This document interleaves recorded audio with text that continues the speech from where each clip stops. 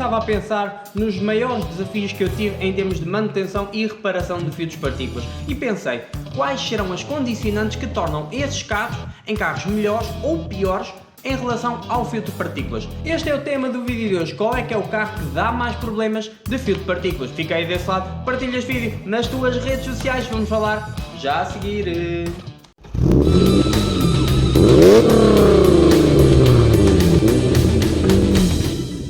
Estou aqui a filmar no meu estúdio antigo, que é a garagem de minha casa / oficina, porque era aqui que eu trabalhava, e tenho aqui como plano de fundo o meu Honda Civic. Sim, porque muita gente que me segue recentemente não sabe que eu não tenho só uma paixoneta pela Ford, eu tenho também um grande fascínio pela Honda, tanto que aqui em casa neste momento estão cá 4 Hondas, ok? Portanto, este é o meu Honda, foi alvo de um pequeno projeto, um projeto muito simples que eu mais tarde vou apresentar. Se tu comentares, olha, gostaria de ver mais sobre o teu Honda. Mas vamos de volta ao tema. O que é que torna um carro bom em termos de filtro de partículas? O que é que torna um carro mau em termos de filtro de partículas? Primeiro vou explicar, para aqueles que não têm estado muito atentos, como é que funciona o filtro de partículas, o que é composto o filtro de partículas. Ele é composto pelo próprio filtro de partículas que está no escape do vosso carro, que tem sensores de temperatura e de pressão, bem como o software do carro que gera o filtro de partículas e gera também o motor. E por isso mesmo, de marca para marca, a gestão do filtro de partículas é diferente. De marca para marca, o filtro em si é diferente, vai incinerar de forma diferente, vai regenerar de forma diferente, vai produzir temperatura para a regeneração de forma diferente, vai captar os gases de forma diferente. Cada carro tem as suas manias, entre aspas, e cada carro vai ter uma forma diferente de funcionar, ok? Se bem que o funcionamento, a teoria é sempre mais ou menos a mesma. Há outra coisa que eu vos quero falar também, e tem a ver com filtro de partículas e não tem. Há uma questão estatística que nós temos que analisar. Se foram vendidos 100 carros do modelo A, esses 100 carros vão parar menos à oficina do que os 10 mil carros do modelo B. O modelo B, como há mais carros na estrada, há mais carros a gastar-se e estatisticamente vão parar mais na oficina. E por isso mesmo acabam por ser conhecidos por aquele carro para tanto na oficina. Por que será? Há carros que param muito na oficina porque há muitos nas nossas estradas. Falando do modelo comum, um Renault Clio. O Renault Clio para muito na oficina. Sim, também é um carro um tanto quanto problemático em alguns campos. Eu já tive um, jurei para nunca mais. Mas também, se vocês forem ver, há muita gente que tem Renault Clios, também nunca tem problemas com eles. E porquê é que esse carro para muito na oficina? Porque há muitos nas nossas estradas. Problemas frequentes em termos de filtro de partículas. Ok, os motores PSA 1600 dão muitos problemas de filtro de partículas. Atenção! Dão problemas de filtro de partículas ou há muitos carros motor PSA 1600 HDI já equipados com filtro de partículas que andam nas nossas estradas e por isso também precisam de manutenção, reparação e por aí fora. Eu vou-vos dar também alguns desafios maiores que eu tive, vou-vos dar um bom exemplo e vou-vos dar um mau exemplo. Vou-vos dar um bom exemplo de um carro de filtro de partículas que faz uma boa gestão de filtro de partículas e por isso mesmo não dá tantos problemas, que é um carro melhorzinho. Os Mercedes. Qualquer Mercedes que tenha filtro de partículas, atenção, que seja 100% Mercedes, porque aqueles que foram misturados um bocadinho com o Renault, esses o sistema já não funciona tão bem, mas também é fiável, ok? Os Mercedes entopem em média aos 400 mil km. Eles só dão problemas de filtro de partículas, na verdade aos 400 ou 500 mil km. A primeira Mercedes Sprinter que nós tivemos a limpar o filtro de partículas tinha 700 mil km. Tivemos um táxi que foi limpo aos 500 mil km, foi limpo novamente quase com 1 milhão. Portanto, naturalmente é um carro muito mais fiável. Mas atenção a uma coisa, o filtro de partículas não é só o filtro de partículas como eu referi no início, ok? Também tem sensores, também tem sondas de temperatura e por aí fora. Certo? Essas sondas também variam e devo referir até que os novos Mercedes de 2015 para a frente têm um problema bastante grave e crónico na sonda lambda. Eles variam muito, é muito frequente trocar sondas de lambda. Felizmente esse carro ainda está na garantia e a marca tem assumido a substituição dessa sonda. Outro problema que costuma acontecer nos Mercedes é o sensor de pressão de escape a variar.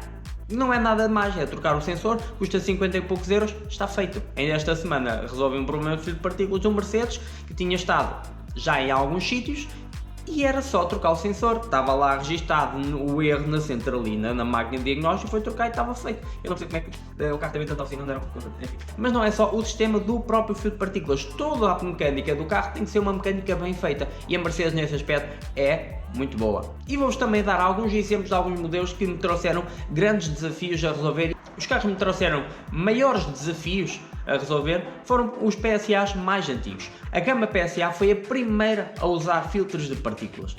Saem carros PSA, seja de Peugeot, seja de Citroën, com um filtro de partículas desde 2002. Portanto, na altura, quando saíram com a tecnologia, foram os pioneiros.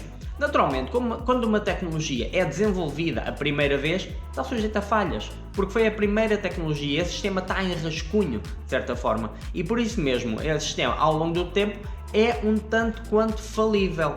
E por isso mesmo, já tive aqui alguns Peugeots e Citroëns mais antigos, 2002, 2003, por aí fora, que o sistema em si, não o filtro de partículas em si, porque o filtro de partículas deu para limpar e fica sempre impecável, não há problema, mas como o sistema é muito arcaico, ao criar problemas de centralina, ao criar problemas elétricos, ao haver pequenas falhas elétricas que com a idade do carro vão acontecendo, o sistema nunca mais funciona como deve ser e tão bom como era quando era novo. E às vezes obriga a manutenções e a reparações e a troca de componentes que na verdade já não há disponível para venda.